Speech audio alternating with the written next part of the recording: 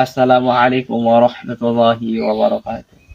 নাহমাদুহু ওয়া নুসাল্লি আলা রাসূলিল কারীম, আম্মা বা'দ। আউযু বিল্লাহি মিনাশ শাইতানির রাজীম। বিসমিল্লাহির রহমানির রহিম। ফাসল্লি লিরাব্বিকা ওয়ানহার। সমস্ত প্রশংসা আল্লাহর জন্য, শান্তি অবতীর্ণ হোক মুহাম্মদ সাল্লাল্লাহু আলাইহি ওয়াসাল্লামের প্রতি। আল্লাহ সুবহানাহু ওয়া তাআলা আমাদেরকে কুরবানি করতে আদেশ করেছেন। তার অন্যতম একটি আয়াতে আল্লাহ সুবহানাহু ওয়া তাআলা বলেছেন, ফাসল্লি লিরাব্বিকা ওয়ানহার। নিশ্চয় তোমরা যে সালাত আদায় করো, এই যে সালাতটা আমার জন্য। ফাসল্লি লিরাব্বিকা ওয়ানহার, এবং কুরবানি করো। সূরা হজ্জের ৩৪ নম্বর আয়াতে আল্লাহ সুবহানাহু ওয়া তাআলা বলেছেন যে প্রত্যেক উম্মতের উপরে আমি কুরবানি নির্দিষ্ট করে দিয়েছি।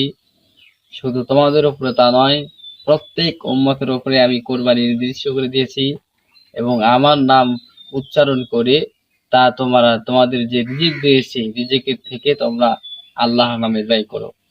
তাতে আমরা বুঝতে পারি এই দুইটি আয়াত দ্বারাই যে আল্লাহ সুবহানাহু ওয়া তাআলা কুরবানি করতে কঠোরভাবে আদেশ করেছেন। আল্লাহ তাআলা যেন আমাদেরকে সঠিকভাবে কুরবানি করার তৌফিক দান করে। আল্লাহুম্মা আমিন।